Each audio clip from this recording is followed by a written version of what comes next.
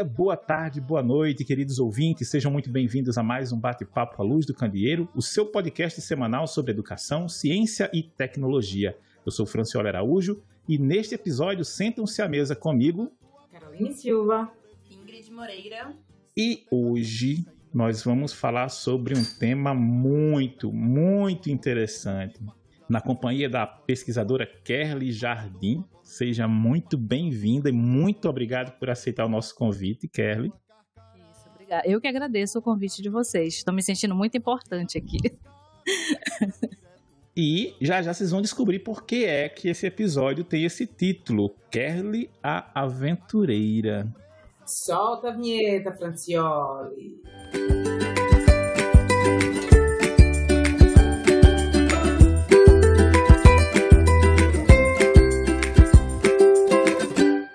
E para começar, vamos conhecer um pouco mais sobre a Kerly, com quem eu tive o prazer de trabalhar lá no Instituto Federal do Amapá e que eu acompanho no Instagram. Inclusive, foi através de acompanhar você no Instagram que eu fiquei sabendo que você estava se aventurando aí pelo mundo, né? E aí, assim, quando eu vi aquela tua foto, aquela tua postagem, eu disse, eu preciso falar com ela. Ela tem que vir aqui para falar com a gente aqui no podcast. E aí, assim que a Kerly retornou, eu acho que ela colocou os pés, eu já mandei mensagem, ela colocou os pés, né, no continente, eu já mandei mensagem para ela, ela já respondeu. E aí, assim, fico muito feliz, né, realmente, porque você tá participando aqui conosco, muito feliz por essa oportunidade que você está tendo, né, que você teve aí, que eu acho que é uma oportunidade, um negócio muito bacana, de participar desse projeto, no qual você passou um período navegando pelo Atlântico Sul, né, conhecendo aí águas internacionais. Então, Kerly, quem é você e como foi que surgiu essa oportunidade de participar desse projeto? Então, olá pessoal, né? Então, eu sou geógrafa de formação, eu sou formada pela Universidade Federal do Amapá em Geografia, com as duas habilitações, né? Bacharel e licenciatura em Geografia. E aí eu sempre, desde o início da graduação, sempre trabalhei na iniciação científica, né? Sempre quis me envolver ali no mundo da pesquisa, que eu sabia que eu não queria ficar num local, num escritório, né, ali trancado entre quatro paredes. Eu sempre tive essa vontade, né, sempre gostei muito de natureza, então eu queria algo que me proporcionasse isso. E sempre gostei muito de água, muito do mar, dos rios. Então, eu acabei enveredando para essa área, né? Dei sorte de começar a estagiar no Instituto de Pesquisas Científicas e Tecnológicas do Estado do Amapá, que é o IEPA, e que tem uma linha de pesquisa, tem pesquisadores, tem um grupo de pesquisa que trabalha nessa área de ecossistemas aquáticos, né? Que trabalha na zona costeira amazônica. E aí foi um prato cheio, né? Então, comecei a estagiar nessa área e aí fui galgando nesse sentido, e aí sempre com aquela intenção de fazer mestrado, doutorado, nem sabia direito em que ainda, mas eu queria fazer. E aí eu terminei a graduação lá aqui no Amapá, né, na Geografia, e logo no finalzinho da graduação eu já consegui ver um local para fazer mestrado, e aí vi que na Universidade Federal de Rio Grande, na FURG, lá no Rio Grande do Sul, tinha um curso, né, de pós-graduação voltado para áreas costeiras, né. Inclusive o slogan da universidade era a Universidade dos Ecossistemas Costeiros, o slogan da FURG. Então, assim, foi perfeito, né? Aí eu já vinha desenvolvendo trabalhos na área de geomorfologia costeira, né? Trabalhando com relevo costeiro, com produção de mapas, trabalhando com assessoramento remoto. E aí casou perfeito. Então, passei na seleção no mestrado, fui embora, saí do Amapá e fui para outro extremo do país, para o Rio Grande do Sul, enfrentar o frio. Foi um choque, assim, em todos os sentidos, né? Mas foi uma experiência muito boa. E aí, depois, terminei o mestrado, voltei para o Amapá, passei um tempo como professora substituta no Instituto Federal. E depois, quando eu estava terminando o meu contrato no Instituto Federal, eu passei no processo de doutorado, né, na Federal Fluminense, que é onde eu estou fazendo doutorado hoje na área de dinâmica dos oceanos e da Terra, né, voltado para essa área de geologia e geofísica marinha. Então, é mais ou menos assim, um pouquinho da minha trajetória. Então, eu sempre estive no meio da pesquisa, sempre, desde o terceiro semestre da graduação. Ó, e assim, para quem não entende ainda o que é essa história de calor no Amapá, é muito comum alguns pilotos, né, das aviações aí aéreas, quando você está chegando a Amapá, eles dizem bem-vindos a Macapá, cidade com temperatura de montanhas. Aí ele dá aquele intervalo, né? Montanhas vulcânicas. Então realmente é um choque muito grande nesse sentido. E aí, assim, antes das meninas começarem a perguntar aqui também, só falando um pouquinho desse projeto, né? O projeto é o PROERG, que é um projeto do Serviço Geológico, na verdade é da SGB, que mudou, né? Está em processo de transição esse nome da CPRM, que era a antiga Companhia de Recursos Minerais, né, do Brasil, e agora está mudando o nome para SGB, que é Serviço Geológico do Brasil. O projeto é coordenado por eles, pelo SGB, que está ligado ao Ministério de Minas e Energia. E esse projeto ele visa mapear depósitos minerais submarinos, né? Visando a mineração, né? Exatamente. Uma outra frente aí da mineração que muitos países aí no mundo já vêm trabalhando, né? E o Brasil está tentando já há um tempo, né? Porque assim, são poucas universidades no país que estão voltados e, na verdade, assim, que tem infraestrutura para essa pesquisa, né, em águas profundas no oceano, que a gente sabe, vocês que são da área da mineração, você, Francioli, sabe que já em terra, né, a mineração é bem custosa, né, é toda uma infraestrutura. Agora, você imagina você fazer, né, mineração submarina. Você tem que ter toda uma exploração antes, né, um mapeamento de fundo, né, fazer sísmica, né, levantamento sísmico para você ver as estruturas que estão abaixo do fundo marinho, que é um pouco do que eu trabalho no meu doutorado. E então é uma questão assim de logística, né, bem complicada. E assim, o que a gente faria no continente, por exemplo, em uma semana, em oceano profundo, em mar profundo, você precisa ir de meses, entendeu? Para fazer um levantamento. Então é uma questão um pouco mais complexa e que o Brasil parece que está acordando agora, né, para essa questão que é muito importante de fazer esses levantamentos que a gente precisa conhecer, saber o que a gente tem para poder, a partir daí, a gente pensar em explorar, né, e saber o que a gente vai fazer. Primeiro, a gente precisa ter esse reconhecimento, esse mapeamento. Então, aproveitando a deixa que o Francioli deu essa oportunidade para a gente, você respondeu já nesse caminho, né? Acredito que boa parte dos nossos ouvintes são ligados na área de geologia, mineração, né? Logo, acho que é interessante fazer uma pergunta para você, que é: o que é a elevação do Rio Grande e qual o interesse nessa região?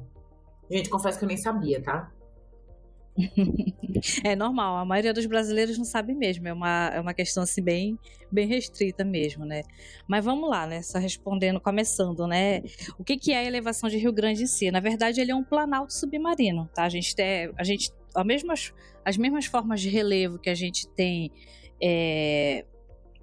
no continente, né? Nas áreas emersas, a gente tem também submersa. Então, ele é como se fosse um planalto submarino que está localizado, né, abaixo no fundo do mar. E em águas internacionais, fica mais ou menos umas 680 milhas náuticas do litoral do Brasil. Isso dá mais ou menos uns 1.500 quilômetros nas mediações ali. Se a gente for pegar, por exemplo, o estado do Rio Grande do Sul, fica mais ou menos a 1.500 quilômetros ali da costa do Rio Grande do Sul para mar adentro, né, no Oceano Atlântico Sul. Tá? Ocupa mais ou menos uma área ali de uns 150 mil quilômetros quadrados, é uma área muito grande, né, submersa. Isso aí, só para vocês terem ideia, né, para as pessoas que estão ouvindo a gente ter ideia do quão grande isso significa que é uma área 3 vezes mais ou menos o estado do Rio de Janeiro. Tá? Então tá mais ou menos 700 metros de profundidade e é uma elevação ali de 3.500 metros acima do fundo do oceano. É a maior cadeia submersa da margem continental brasileira, tá? E ela já vem sendo explorada, né? Preliminarmente foi feita uma exploração pela Comissão Interministerial para os Recursos do Mar, a CIRM, e que nessas primeiras explorações indicaram que essa região tinha grande potencial, né? Com a existência de muitos minérios como cobalto, níquel, platina, manganês e minerais terras raras também, entre outros minerais. Tá? Então é uma área bem importante, certo? Que o Brasil já, né, ficou de olho e já tem muitos recursos minerais importantes e que a gente sabe que isso é uma reserva futura, né? E que são minerais, por exemplo, que que dão subsídios a toda essa tecnologia que a gente usa, né? Tecnologia, por exemplo, agora 5G, quanto mais avanço na tecnologia a gente tem no mundo, mais demanda a gente vai ter por esses recursos minerais. Tá? Então, por isso que, por exemplo, a maioria dos países do mundo, principalmente os países de primeiro mundo, já se lançaram, né? Já investem em pesquisas há anos, há décadas, no fundo marinho, porque sabe que uma hora, né, a gente precisa ultrapassar essa fronteira aí da mineração, por exemplo, terrestre, e ir para outros patamares. E a mineração submarina, ela é um futuro, tá? Assim, a gente gosta ou não, tem os prós e os contras, mas é por isso que a gente precisa ainda de muita pesquisa, de muito trabalho para a gente poder, né, saber o que a gente pode fazer e o que não pode, né, em relação a essa mineração. Então, essa existência desses minerais, né, acabou motivando a requisição do Brasil, né, enquanto país, junto à Autoridade Marítima Internacional dos Fundos Marinhos, que é a ISA. Isso lá em 2013, o Brasil fez essa requisição junto à ISA, que é um organismo que faz parte, né, da ONU. E aí o Brasil conseguiu a permissão para a exploração dessas riquezas, só que por um tempo determinado. Então, essa região ali no Atlântico Sul, a elevação de Rio Grande, ela está sob jurisdição brasileira por enquanto, mas é sob júdice que a gente fala, né? O Brasil ainda não tem o direito definitivo dessa área. Então, lá em 2013, né, começou todo esse processo do Brasil pedir requerer essa área junto à ONU, né, para começar, para fazer mais explorações, mais estudos, né? Quando eu falo exploração, não é no sentido de explorar nenhuma riqueza ainda mineral, é do ponto de vista de explorar, de levantamento mesmo, de mapeamento, de coleta de amostras, né, para saber o que tem de fato nessa região. E aí, lá em 2014, em julho de 2014, foi concedido ao Brasil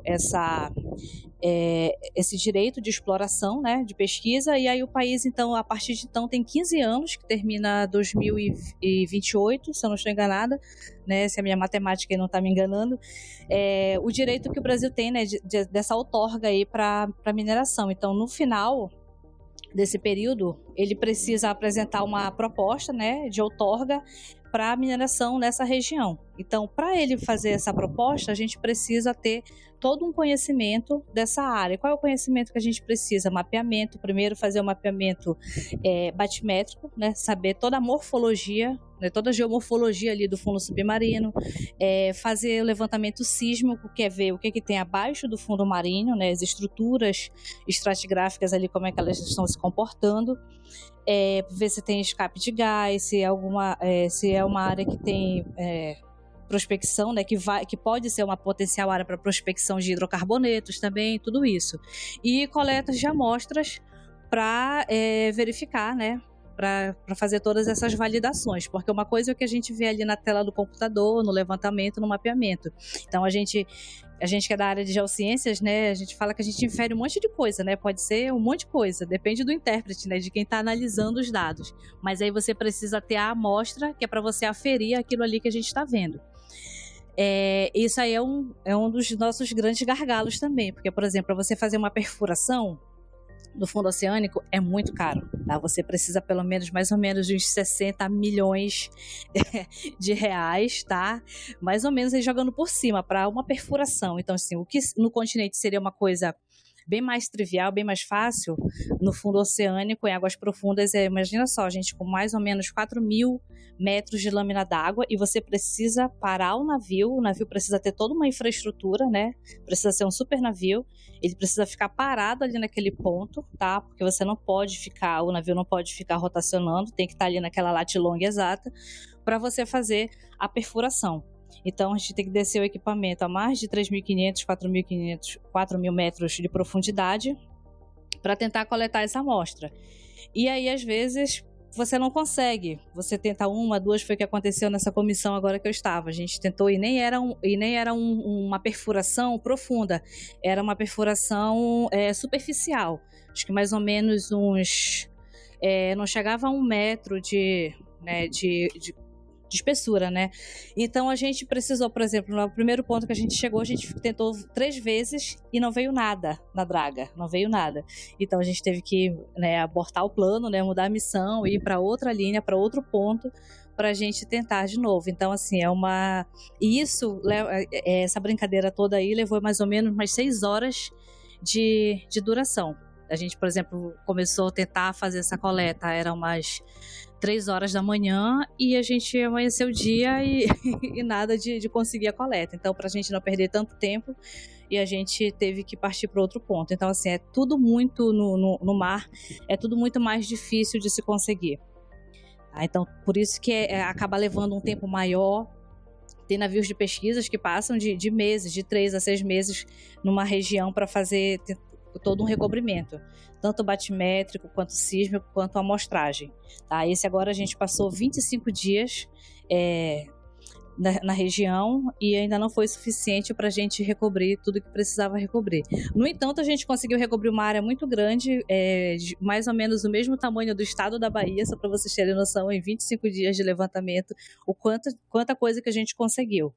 Tá? Mas ainda tem muita coisa ainda para ser coletado, para ser avaliado. Kerly, a gente percebe o tanto que é legal isso que você faz, pela paixão que você fala. E isso é muito legal.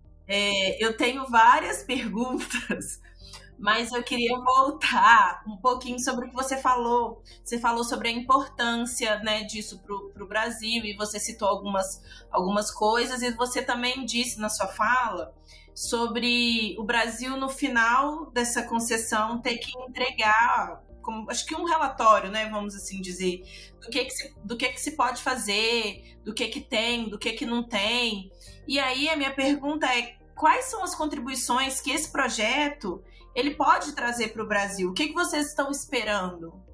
Certo, então assim, primeiro que o fato do Brasil ter começado esse levantamento nessa região já é um pioneirismo para o país, e o Brasil conseguindo essa região acaba sendo uma questão geopolítica importante. Porque, por exemplo, a gente tem a Inglaterra, tem a China, né, que a China hoje é a segunda maior economia do mundo. A China está assim, em todas as frentes no mundo todo, fazendo exploração nos oceanos.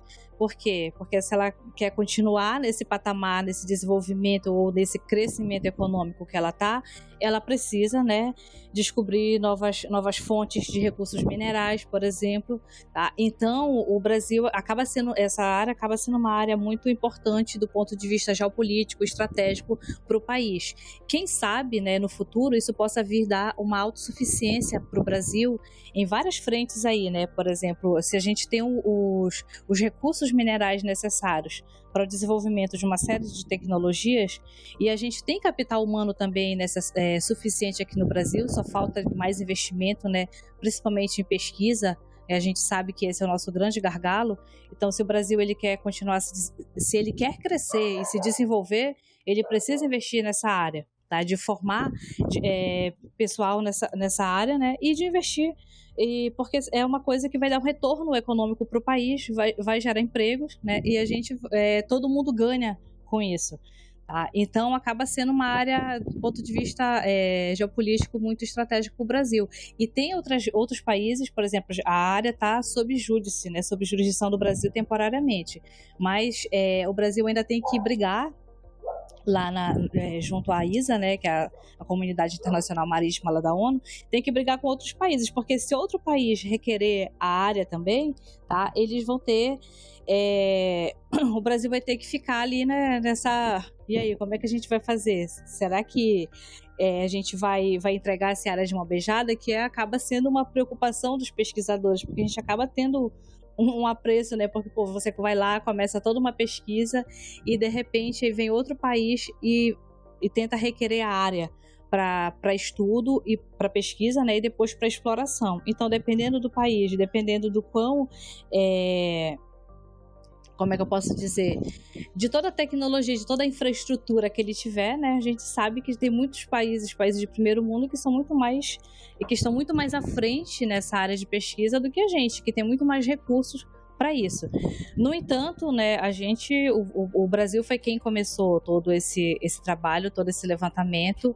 E aí, por enquanto, a gente sabe que ninguém ainda não requereu, mas, assim, por exemplo, o Serviço Geológico do Brasil teme que mais lá na frente alguém possa requerer essa área, e aí tem que abrir para outros países também explorar. E, na verdade, assim, a gente tem que que quanto mais dados, quanto mais levantamento tiver, quanto mais elementos a gente tiver, né, científicos para embasar a proposta do Brasil junto à ONU, para requerer de vez essa área para ele, melhor é para o Brasil. Então, por isso que, por exemplo, o Serviço Geológico do Brasil conta não só com o apoio do governo federal brasileiro, né, já que o Serviço Geológico está ligado ao Ministério de Minas e Energia, tá? A gente sabe que muitos dos recursos, né, felizmente, para pesquisa no país sofreram cortes, e assim, mas eles tentam outros organismos, né, outras áreas de fomento para continuar, para manter o projeto, porque ele é um projeto importante mesmo em termos de nação, mesmo para o país. Não sei se deu para responder mais ou menos a pergunta. Eu vou fazer até só uma complementação à sua fala, Kerly, para que o nosso ouvinte também ele entenda um pouquinho como é que funciona essa questão de a parte do tratado internacional ainda me é desconhecido, mas, por exemplo, quando a gente pensa em exploração mineral, muitas pessoas, né, acreditam assim, eu comprei um terreno e debaixo do meu terreno tem ouro, eu vou poder pegar e eu vou poder explorar esse ouro. Só que, na verdade, todo o solo, não, o subsolo é da União, né? Então, as pessoas, mesmo que o terreno é meu, mas se uma empresa chegar aqui e ela vai lá e fez um requerimento, nesse caso ao DNPM, que é o Departamento de Mineração, né? Aliás, hoje é a ANM, né? A Agência Nacional de Mineração, né? Ainda tô nos tempos antigos. É porque as siglas mudaram, né? Uhum. A gente tem que se adequar agora. Então, a empresa vai lá e ela faz um requerimento naquela área. Então, o terreno é meu, mas eles é quem tem o direito de fazer a exploração. Então, acho que quando você tem também nessa questão, principalmente das águas internacionais, que aí você tem que fazer uma solicitação à ONU, não é? E aí você tem acho que entra naquelas fases, uma fase de pesquisa, depois da pesquisa você vai ter toda aquela tramitação, né, dentro também dessas agências internacionais, para que seja concedido o direito de você fazer a retirada do minério, né? A Lua não tem dono por enquanto, né? Então quem chegar na Lua primeiro consegue. Os mares, essas áreas, você ainda tem a ONU, acho que uma boa parte delas, né? A ONU é quem... E aí eu fiquei só curioso, né? Porque assim, a gente trouxe aqui o professor José Jurado, que ele é professor na Espanha, e ele veio falar com a gente recentemente sobre energia renovável, né? Fonte de energia renovável. E ele falou sobre platina, né? Platina, que é um elemento que hoje é muito difícil de você beneficiar, mas é possível que você tenha depósitos importantes, né? Com grande volume, marítimos, né? E aí a minha pergunta, essa é muito, muito curiosa mesmo, uma curiosidade. Nessas áreas que vocês estão pesquisando, vocês têm muito aquele chamam de vents, né, que são essas vents hidrotermais, né, que são uma espécie de... eles não são vulcões, né, mas na verdade você tem ali onde sai normalmente uma água mais quente ali e saem muitos minerais. Na geofísica a gente chama de escapes de gás. Você vê uma fumarola ali de gás. Isso, ali na... fumarola, exato. Fumarola, né? É esse o termo? Tá, a curiosidade era se existe... nessas áreas que vocês pesquisaram, vocês têm essas fumarolas. Inclusive, nessa comissão foi feito coleta de água, né, para ver, tem uma professora, uma pesquisadora, a professora Gabriela, lá da Unesp, que ela trabalha com gases nobres. Tá? Então, ela é bem interessante o trabalho dela, né? Tanto é que foi assim, deu um match assim, na pesquisa, né? Porque ela embarcou e ela nem sabia, na verdade, assim, antes, né? Não se sabia, porque ela trabalha voltada para a indústria do petróleo, mas ela só trabalha com as amostras em laboratório, então ela nunca havia ido a campo para fazer a coleta. Então, ela acabou levando, né, uns cilindros para fazer a coleta dessas águas, né? Para ver se existem esses gases exatamente, a gente teve que parar o navio bem em cima do ponto onde a gente identificou lá na sísmica, né, essas fumarolas de gás saindo, e aí a gente fez a coleta da água a mais ou menos uns 3.500 metros de profundidade, aí coletou e reservou num cilindro, né, lá específico para isso, e aí vai ser analisado em laboratório para ver, né, quais são os tipos de gases que se tem ali, entendeu? Então, a partir daí a gente pode ter já ter outras vertentes também aí da pesquisa, né, envolvida aí nessa questão, porque é a questão de saber se esses gases são gases de hidrocarbonetos, né? Que tipos de gases são esses, entendeu? Então, lá na área tem sim esse tipo, como é que eu posso falar? Morfologicamente falando, no fundo do oceano, a gente chama de pockmarks, né? Que é um termo em inglês, que é onde tem essas fumarolas. Então, e tem pockmarks que são grandes círculos que a gente tem no fundo do oceano, que o maior deles lá chega até 11 quilômetros ali de diâmetro, só para você ter uma noção. É muito grande, muito grande. Porque eu não entendo nada dessas coisas, eu não sou geógrafa, eu não sou da mineração, eu não sou nada disso. E aí, você falando tudo isso, eu queria saber, foi assim que descobriu o pré-sal?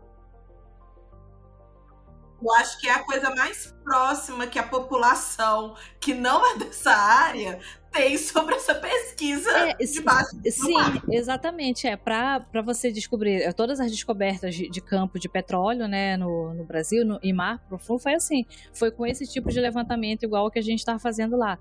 Fazer um mapeamento batimétrico, depois a batimetria para você ver o que tem ali no fundo do mar, para você ver a morfologia, o relevo do fundo oceânico.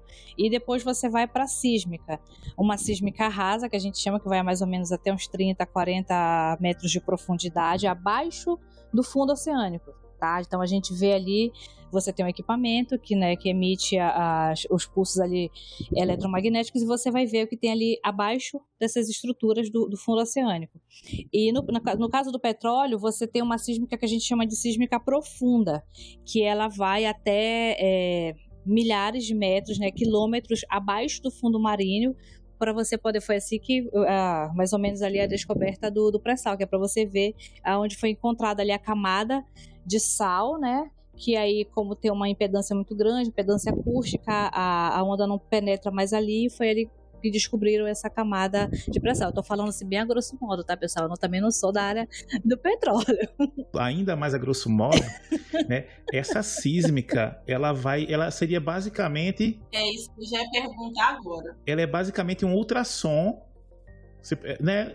Vamos fazer uma analogia assim, ele seria um ultrassom do fundo do mar. Então você consegue enxergar a parte que está abaixo do solo, né? O que tem ali abaixo do solo. Isso, exatamente. Claro que, né, você tem que cruzar muitas técnicas para você conseguir. E assim, eu sou fascinado pelas fumarolas. E assim, o que é uma fumarola, né? Você imagina assim, um vulcãozinho submarino. Isso. Obrigada, Francioli, pela sua aula didática. Que, assim, você não vai normalmente essas fumarolas não vão sair o magma, a lava. O que vai sair é água quente. E aí você imagina assim, você tem o fundo do mar ali, que a temperatura normalmente é mais baixa, mas essa água, ela vem circulando lá de baixo, né, devido a essa atividade hidrotermal, né, aí sim, lá de baixo, e aí ela se espalha, né, a água quente, ela sobe, ela se espalha, e como ela é uma água que normalmente ela vem muito mineralizada, ela vai formando esse, que você chamou o termo em inglês mesmo, é pocket? Pockmarket, isso. Então, é assim, aí ele vai formando como se fosse uma pluma, né? Uma pluma de dispersão. E aí ele vai dispersando aquilo ali, e à medida que vai esfriando, você vai tendo muitos minerais, né, sendo precipitados para a área da Carol, né? Ele vai se precipitando. E é fantástico, porque existe vida nessa região, né? Você tem ali alguns micro-organismos que são termotolerantes, eles estão ali, eles vivem numa temperatura ali de 200, 300 graus Celsius, e eles contribuem também para a formação desses minerais, né? É um negócio assim, muito fantástico. Eu acho que da geologia... É fantástico. Da geologia, as fumarolas são a coisa assim que mais me chama a atenção. Assim, eu sou fascinado. É muito legal, sabe? Quando a gente encontrou, quando a gente viu lá na Sísmica, né? Aquelas fumarolas assim, sabe? Eu me senti assim, parece quando... Sabe quando tem o lançamento do foguete ali, que os engenheiros ficam ali naquela torcida, né? Tipo, aí o foguete foi lançado, deu tudo certo, aquela comemoração. Tipo, o gol ali na Copa do Mundo, a gente fica assim, ali na frente do computador. Ai, conseguimos, a gente viu, sabe? Aquela coisa assim, que é um negócio inédito, né? Que você tá vendo ali, você tá tendo a oportunidade de ver pela primeira vez a coisa que você só vê nos artigos, né? Nos papers, nos livros, e aí você tá vendo aquilo ali quase que ao vivo na sua frente, na tela do computador. É muito legal. É uma experiência muito boa. E aí, aproveitando essa experiência muito boa, quais outras experiências muito boas e qual os profissionais que você teve contato, né? Que tiveram participação durante esse processo? Conta aí pra gente. Então, era uma equipe bem, bem diversa, né? Multidisciplinar. Primeiro que, assim, esse embarque, ele era um embarque também com o objetivo de formar, de capacitar pesquisadores nessa área. Porque, como eu havia falado na minha fala anterior, você precisa qualificar, né, gente no Brasil para esse tipo de pesquisa.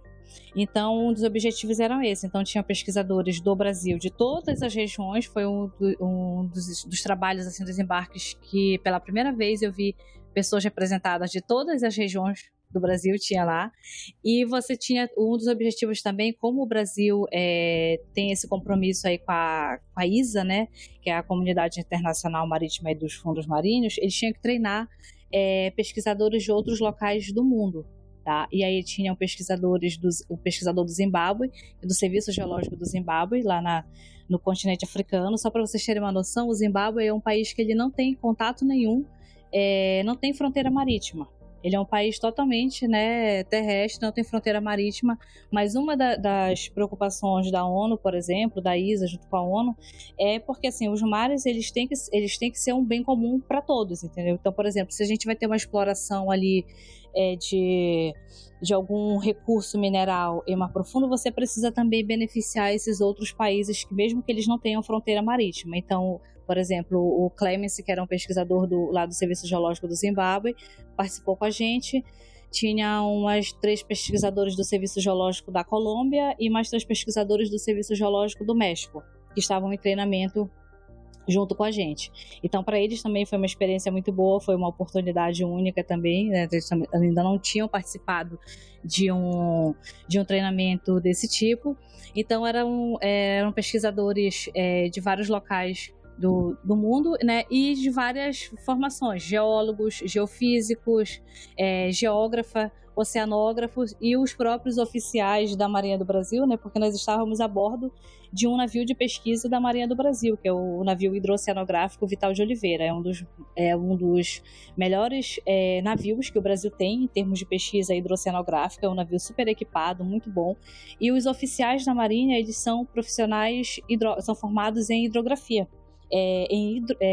São hidrógrafos, né, na verdade, o termo que eles usam para a profissão deles. Então, eles são profissionais qualificados ali, eles são treinados para lidar com todos os softwares que são utilizados na aquisição, com todo o procedimento que é feito ali no navio, eles são treinados para isso. Então, eram geógrafos, geólogos, geofísicos, hidrógrafos e engenheiros de minas e oceanógrafos também dentro dessa comissão.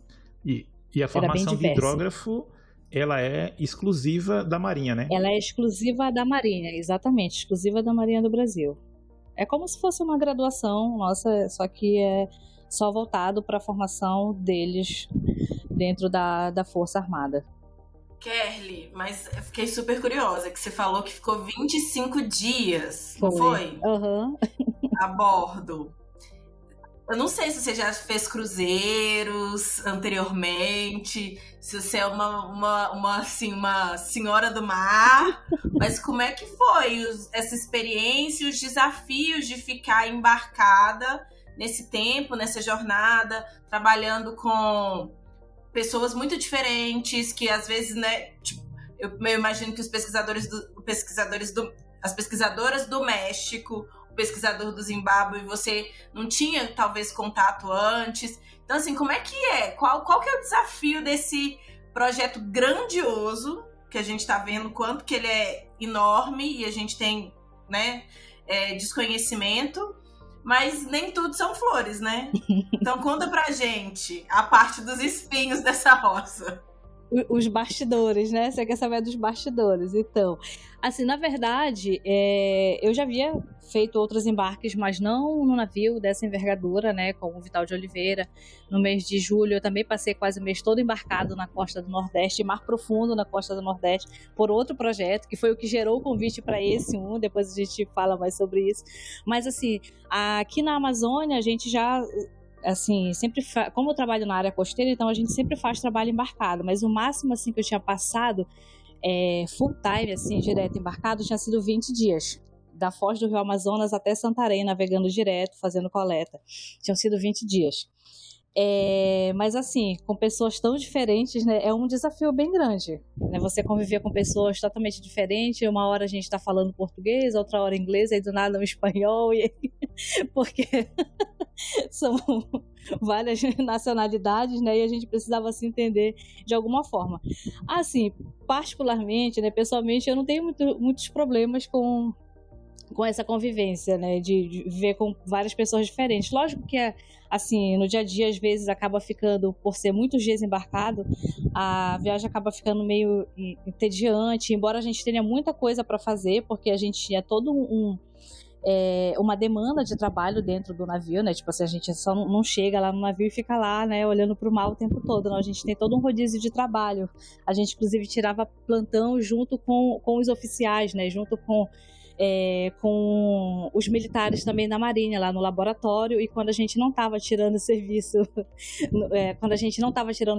com eles lá no laboratório para ver as aquisições, né, a gente estava ou em treinamento, né, fazendo treinamento com os pesquisadores mais experientes, por exemplo, os pesquisadores do Serviço Geológico, que deram vários cursos para a gente, por exemplo, a área da geofísica, métodos potenciais, que eram métodos que eu não conhecia, que eu não dominava, porque da geofísica eu me aventuro um pouco na sísmica, né, então a gente acabou fazendo treinamentos de outros métodos, e também a gente tinha uma série de seminários de apresentação de trabalhos, né, dos resultados dos nossos trabalhos, das nossas pesquisas, o que cada um faz, é uma forma da gente conhecer o trabalho de cada um trabalha numa área diferente, uma forma também de apresentar isso para os próprios militares da Marinha, né, porque um dos objetivos também é a gente tentar essa comunicação, esse diálogo mais franco, direto com a sociedade, né? Porque a gente vê assim que esse é uma das grandes barreiras de nós pesquisadores, né?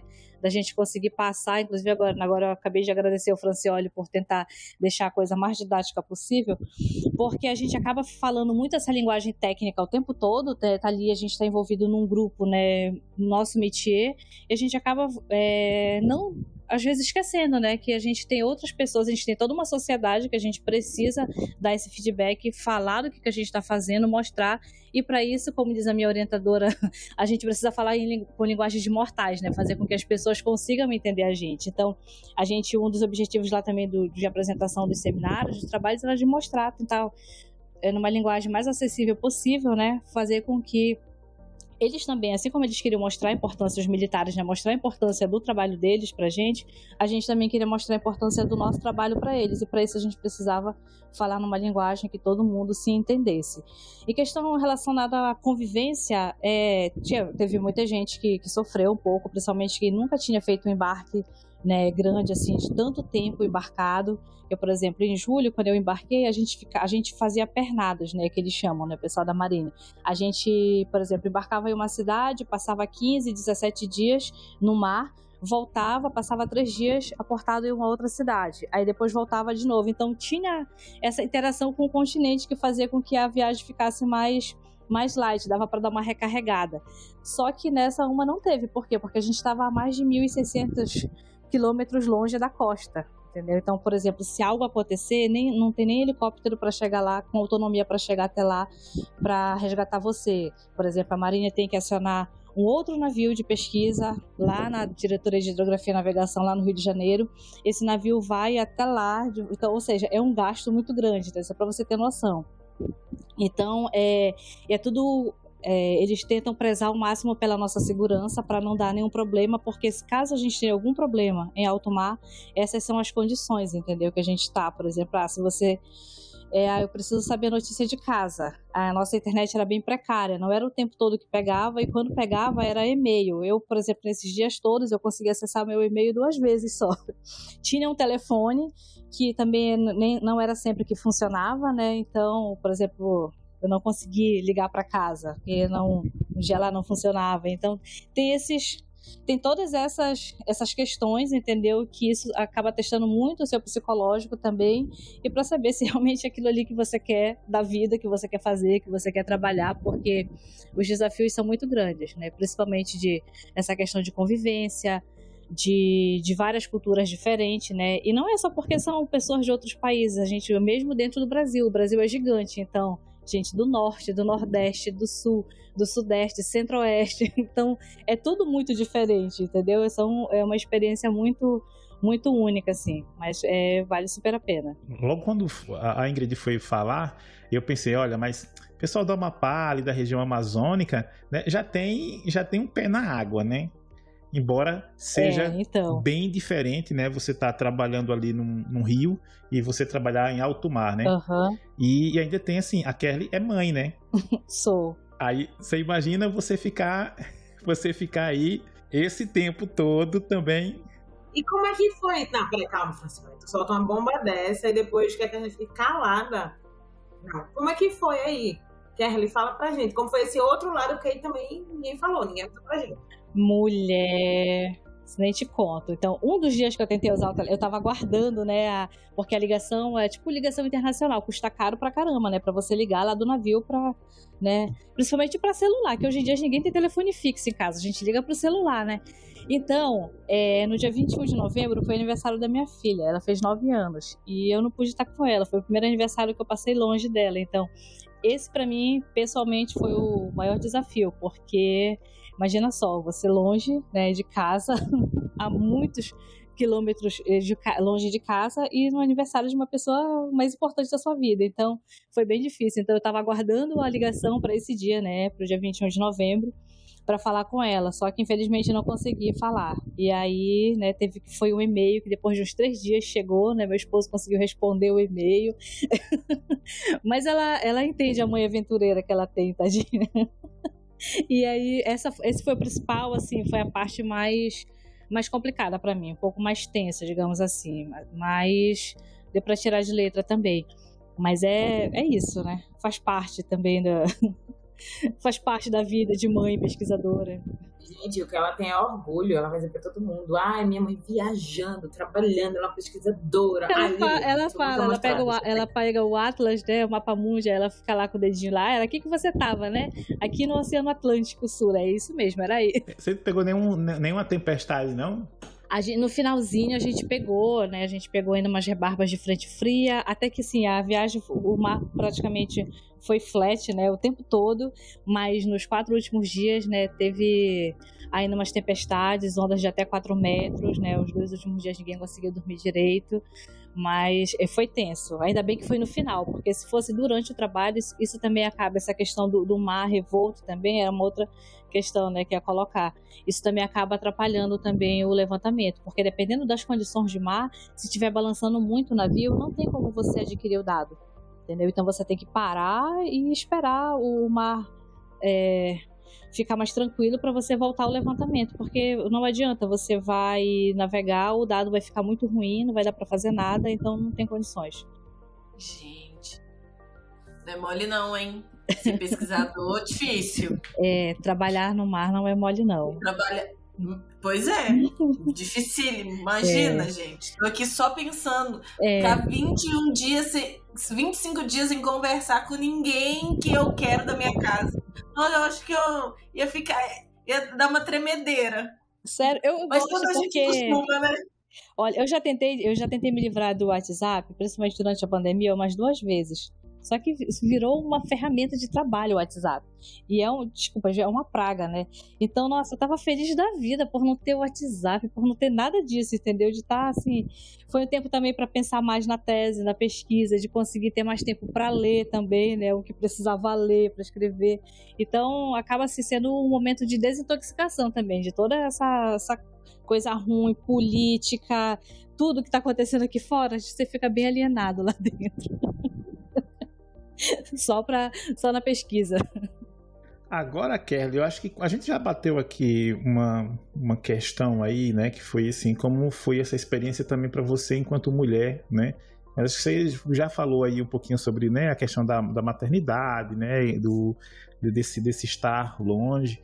Mas aí eu vou emendar aqui duas perguntas, né, justamente essa, assim, para você enquanto mulher, e se você acha que essa experiência que você teve, e agora falando com os nossos ouvintes e falando para os nossos ouvintes, e também eu acredito que em outras situações, até mesmo no Amapá, né, você dá aula também.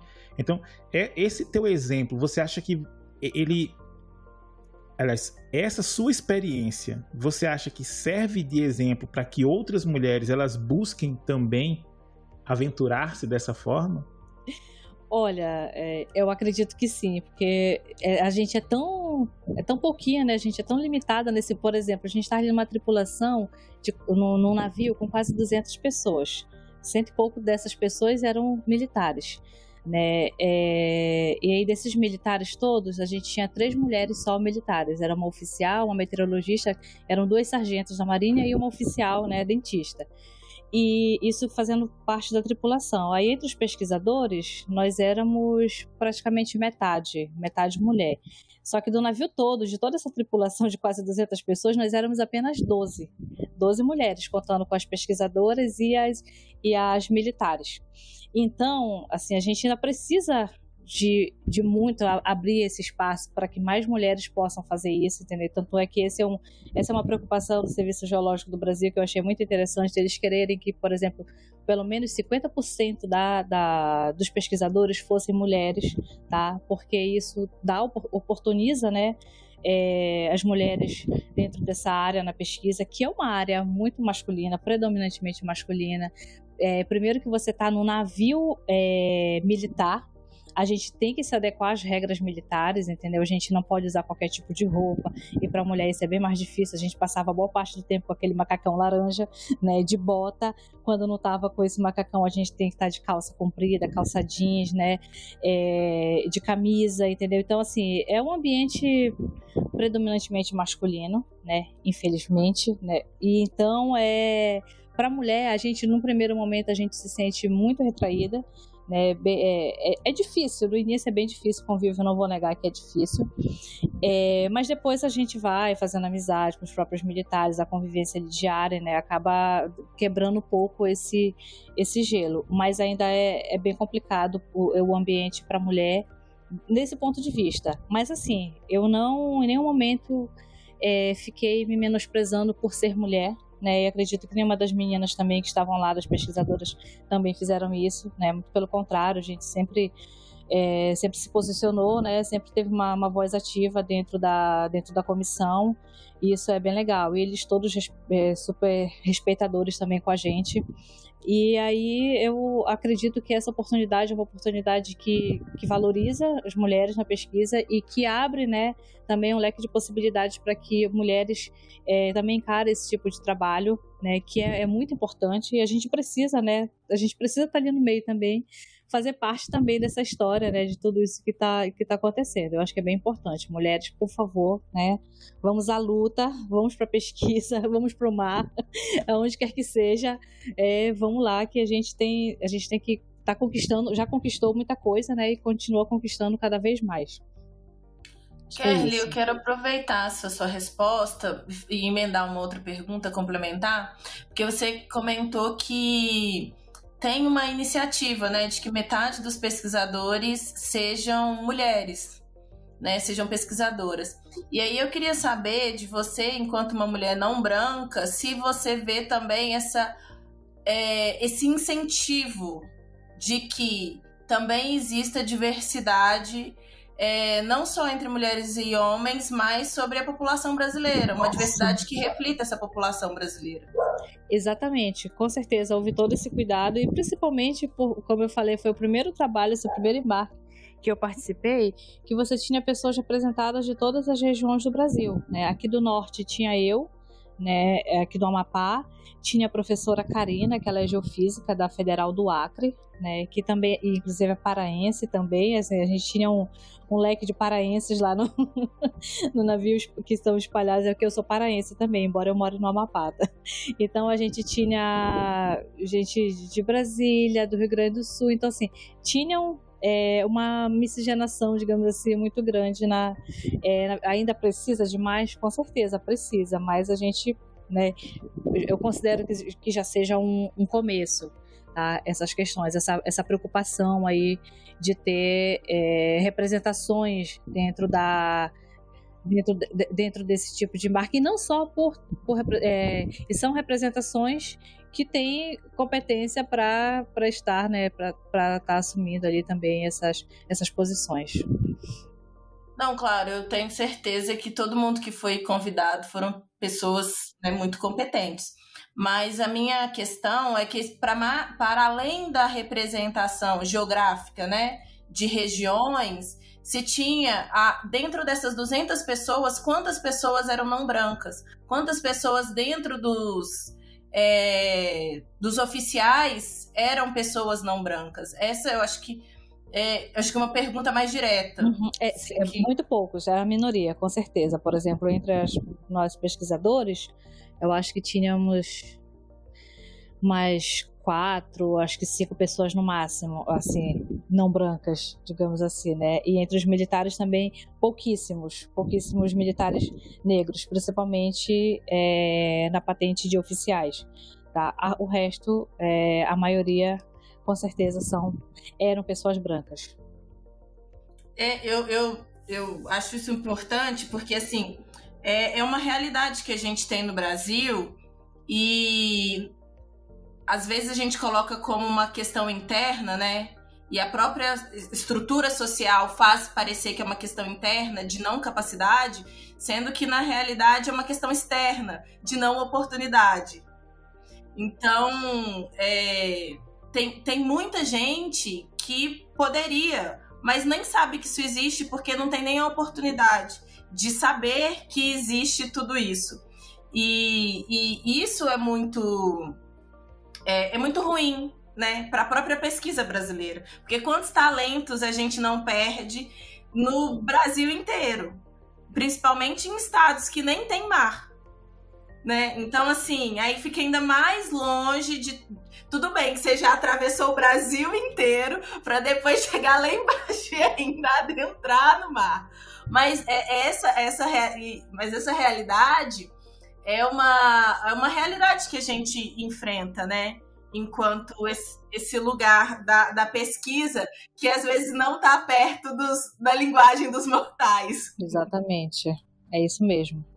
Infelizmente a gente ainda tem essa barreira ainda, né? Tem toda uma questão social, né, por trás disso. Então a gente espera que isso mude o mais rápido possível. Você tem toda a razão. E agora, né?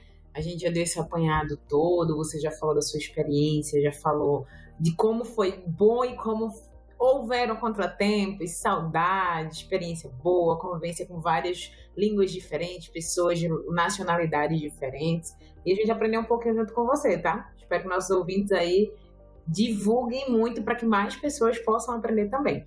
Estamos, infelizmente, caminhando para o encerramento do nosso bate-papo. E queria perguntar e saber qual mensagem você deixa para os nossos ouvintes, em especial para as meninas que sonham ser pesquisadoras nessa área. Gente, a minha mensagem é: nunca desista. Sempre acredite em você, que você tem potencial. Com certeza, todos nós temos capacidade. Alguns têm uma dificuldade maior aqui e ali, mas quando a gente se empenha, a gente consegue, né, ultrapassar todas essas barreiras, todas essas dificuldades, né? Por exemplo, eu nasci no Pará, mas me criei, fiz graduação toda no Amapá, entendeu? Um estado novo da federação, o Francioli conhece o estado, né? A gente é um estado muito novo, assim, tá engatinhando ainda em muitas coisas na área da ciência, né? Em várias áreas, e na ciência principalmente. Então, assim, Não foi fácil, nunca vai ser fácil pra gente, assim, a gente que tá nos extremos, não é fácil, principalmente aqui na região norte, entendeu? No meio da Amazônia, você sair, fazer uma graduação e, assim, eu tive que meter o pé mesmo, ir para fora, buscar, especializar na área que eu me identifiquei, já que não tinha curso de pós-graduação aqui no estado voltado para essa área que eu queria, então eu tive que ir para fora, para outro estado, né, do outro lado do país, no outro extremo, para buscar essa formação, essa qualificação a mais, né? Então, assim, nunca foi fácil, sempre foi muito difícil, muito mesmo, não vou mentir não, não foi uma jornada fácil até aqui, continua não sendo tão fácil assim, mas hoje a gente já tem um pouco mais de experiência, né, na vida, né, já está um pouco calejado aí, então a gente acaba, muitas coisas assim já tirando por menos, né? Mas não é fácil. Então, principalmente para quem é mulher, para quem é negra, nesse caso na região norte, da região amazônica. Então, às vezes as pessoas acham que a gente quer ficar... não é que a gente esteja se chorando, mas é que realmente, para quem vive aqui, quem mora aqui, o Francioli não é daqui, mas já vive aqui há um tempo, sabe, né, de todas essas dificuldades, é bem mais complicado. Logisticamente, o fato da gente sair do Amapá para outros locais do Brasil, assim como, por exemplo, a minha colega lá do Acre também enfrentou as mesmas dificuldades que eu, sabe, tipo, quase 2 dias viajando, né, de avião, que você chega em um local e você tem que ficar um dia todo, por exemplo, passei uma noite toda em Brasília esperando para pegar o voo do outro dia para o Rio de Janeiro, entendeu? Ela a mesma coisa, então é bem complicado essa logística de sair, por exemplo, aqui no Amapá a gente só consegue sair daqui ou de navio, né, de barco, ou de avião, e as passagens são muito caras, então tudo isso acaba sempre te colocando, te deixando mais para trás, porque se você não tiver condições financeiras, você não consegue. Eu, por exemplo, consegui ir para esse embarque porque eu estou trabalhando, né? Eu tenho emprego, tive como custear essa ida, mas isso nem todo mundo consegue, né?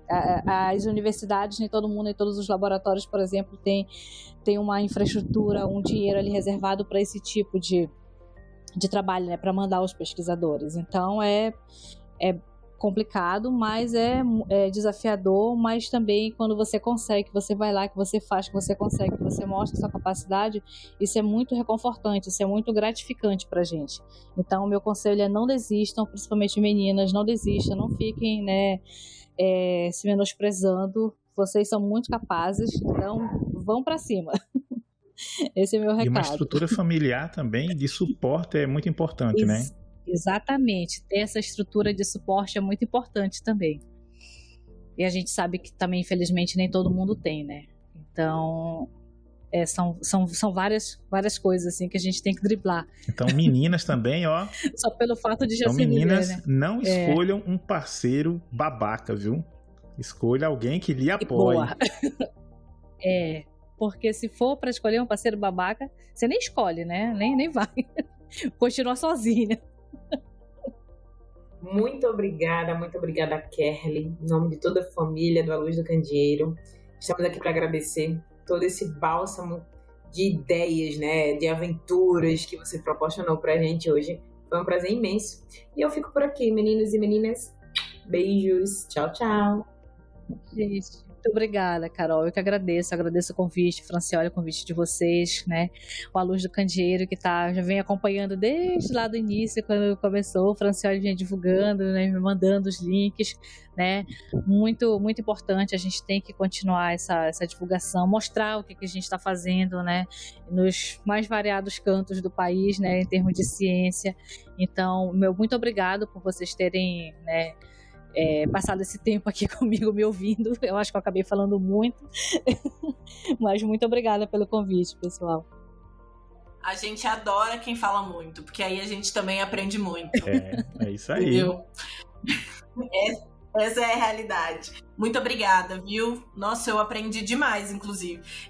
Hoje eu tô assim, só os ouvintes, sabe? Aprendendo tudo. Gente, um beijo. Muito obrigada, viu? Foi muito legal receber você.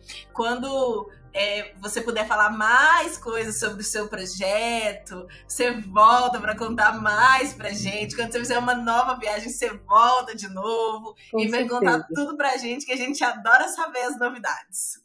Um beijo, gente. Muito obrigado, Kerly, mais uma vez. Logo, logo, acho que a gente vai poder se encontrar aí pelo Amapá, né? Eu no embarco Eu não embarco, mas a gente se encontra aí pelo Amapá, se Deus quiser. Muito obrigado mesmo por ter aceito esse convite, né? Ter vindo aqui falar com a gente. E, pessoal, até o próximo episódio. Valeu, tchau. Obrigada, tchau, gente.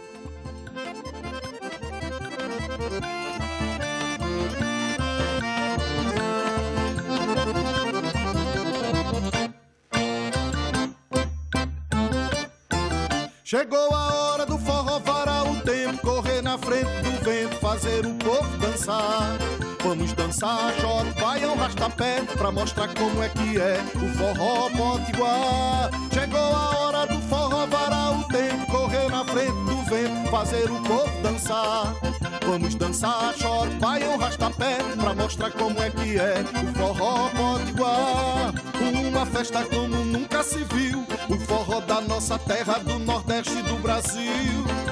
Forró que o povo vai cantar, verso, rima, poesia, o forró potiguar. Verso, rima, poesia, o forró potiguar. Chama pro forró, chama seu Arnaldo, pra saber como farias um forró potiguar, pra gente cantar.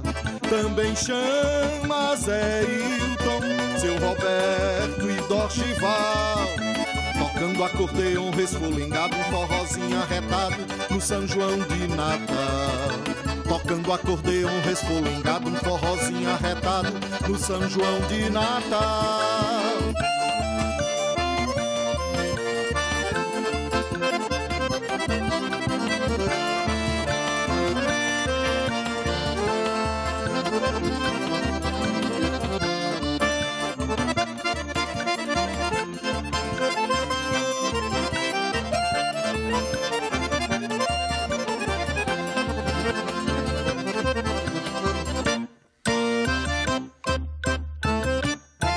Chegou a hora do forró, varar o tempo, correr na frente do vento, fazer o povo dançar.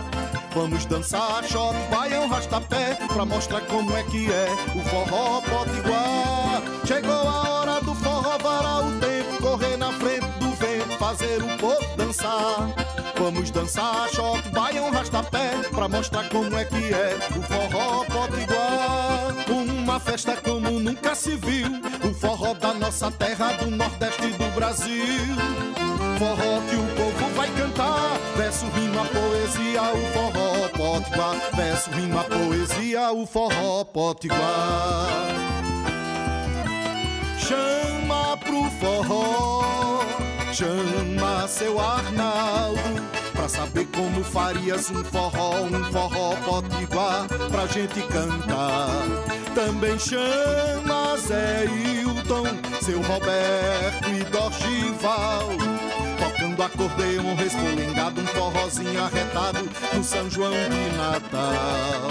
Tocando acordeon resfolengado, um forrozinho arretado no São João de Natal. Tocando acordeon resfolengado, um forrozinho arretado no São João de Natal. Tocando acordeon resfolengado, um forrozinho arretado no São João